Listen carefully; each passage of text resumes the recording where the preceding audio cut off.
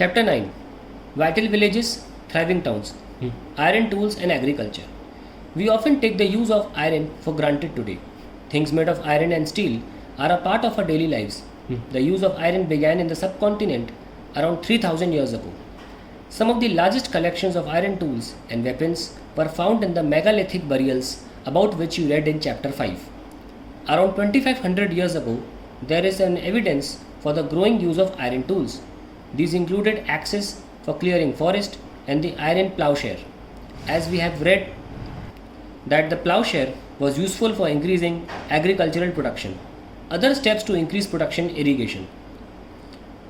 The kings and kingdoms you have been reading about could not have existed without the support of flourishing villages. While new tools and the system of transplantation increased production, irrigation was also used.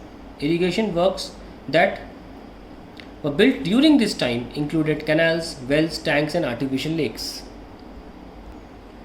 Who lived in the villages? There were at least 3 different kinds of people living in most villages in the southern and northern parts of the subcontinent. In the Tamil region, large landowners were known as Villalar, ordinary ploughmen were known as Vuzuvar, and landless labourers, including slaves, were known as Kadaisiyar and Adimai. Who lived in villages? There were at least 3 different kinds of people living in most villages in the southern and northern parts of the subcontinent. In the Tamil region, large landowners were known as Vellalar, ordinary ploughmen were known as Uzavar, and landless labourers, including slaves, were known as Kadaisiyar and Adimai. In the northern part of the country, the village headman was known as the Grama Bhojaka. Usually men from same family held a position for generations. In other words, the post was hereditary. The Grama Bhojaka was often the largest landowner. Generally, he had slaves and hired workers to cultivate the land. Besides, as he was powerful, the king often used him to collect taxes from the village. He also functioned as a judge and sometimes as a policeman. Apart from the Grama Bhojaka, there were other independent farmers known as Grihapatis, most of whom were smaller landowners. And then there were men and women such as the Dasa and Karmakara who did not own land and had to earn a living working on the fields owned by others.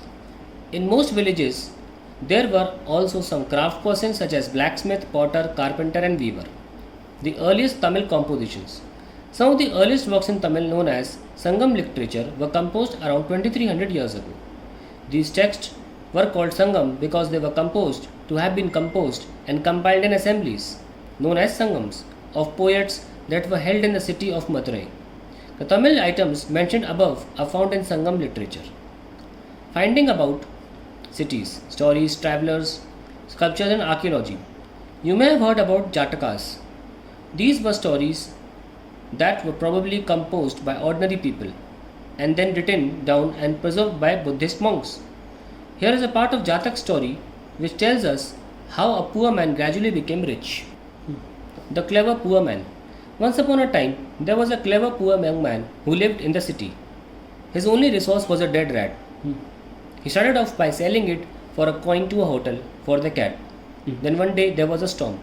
The king's garden was littered with branches and leaves, and the gardener was at a loss as to how to clear the mess. The young man offered to clean the garden if he could keep the wood and leaves. The gardener agreed at once.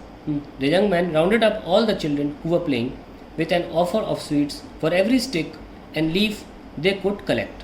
In no time, every scrap had been neatly piled up near the entrance. Just then, the king's potter was on the look out for fuel which to bake his pots. So he took the whole lot and paid the young man for it. Our young man now thought of another plan. He carried a jar full of water to city gate and offered water to 500 grass cutters. They were pleased and said, "You have done us a good turn. Tell us what can we do for you?" He replied, "I'll let you know when I need your help." He then made friends with a trader. One day the trader told him, "Tomorrow a horse dealer is coming to town with 500 horses." Hearing this, a young man went back to the grass cutter. He said, "Please give me a bundle of grass each and don't sell your grass till mine is sold." They agreed and gave him 500 bundles of grass. When the horse dealer could not buy grass anywhere else, he purchased the young man's grass for 1,000 coins. We can use other kinds of evidence to find out about life in some other cities. Sculptures carved scenes depicting people's lives in towns and villages as well as in forest. Many of these sculptures were used to decorate railings, pillars and gateways of buildings that were visited by people. Many of the cities that developed from about 2500 years ago were capitals of the Mahajanpads that you learnt about in chapter 6. As we had seen, some of these cities were surrounded by massive fortifications walls. In many cities, archaeologists have found rows of pots or ceramic rings arranged one on top of the other. These are known as ring wells. These seem to have been used as toilets in some cases and as drains and garbage dumps. These ring wells are usually found in individual houses. We have hardly any remains of palaces, markets, or of homes of ordinary people.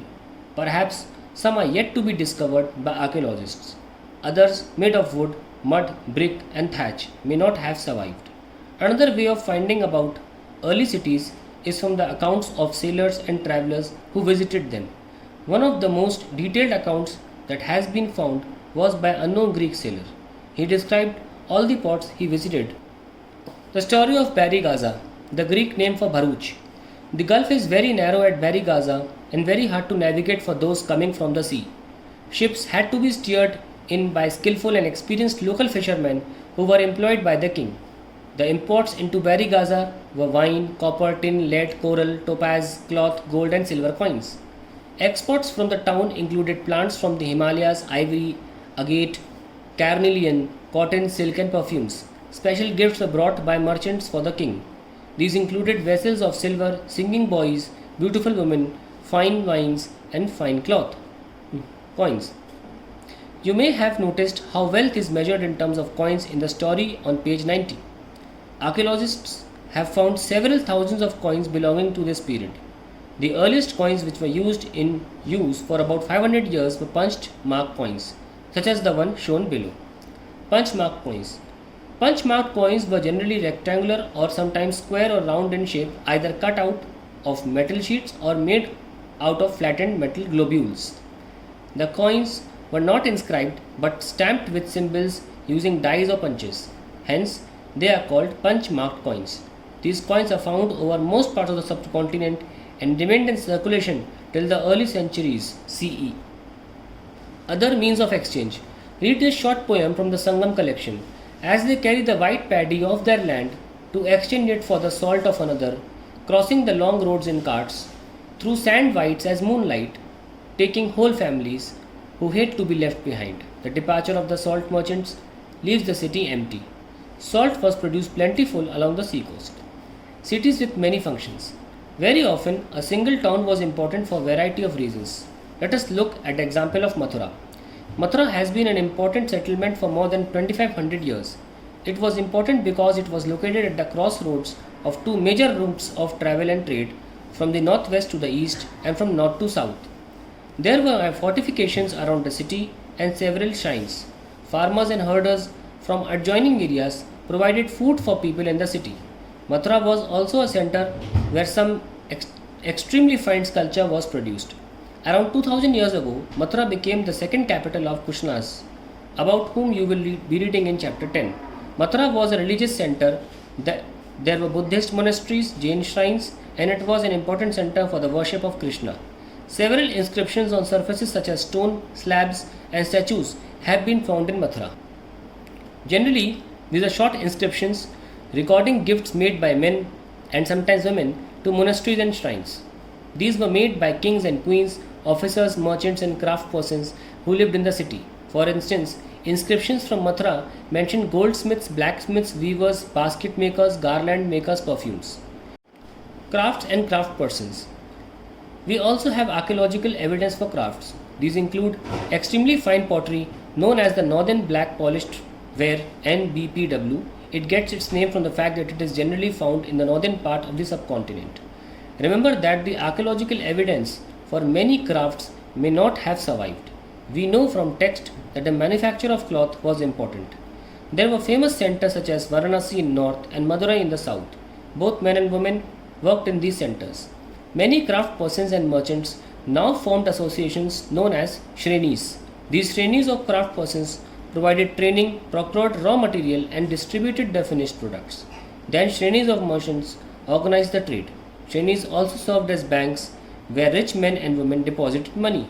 This was invested and part of the interest was returned or used to support religious institutions such as monasteries. Northern Black Polished Ware NBPW. NBPW is a hard, wheel made, metallic looking ware with a shiny black surface.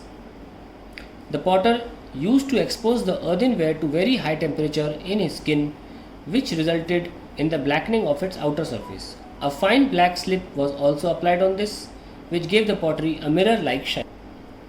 Rules for spinning and weaving. These rules from the Arthashastra mentioned in chapter 8, they describe how spinning and weaving could be done in workshops under the supervision of a special official. Widows, young women who are differently abled, nuns, mothers of the courtesans, retired women servants of the king, women who have retired from service in temples may be used for processing wool, bark, cotton, hemp and flax. They should be paid according to the quality and quantity of work. Women who are not permitted to leave their homes can send maid servants to bring the raw material from the superintendent and take the finished work back to him. Women who can visit the workshop should go at dawn to give their work and receive their wages. There should be enough light to examine the work.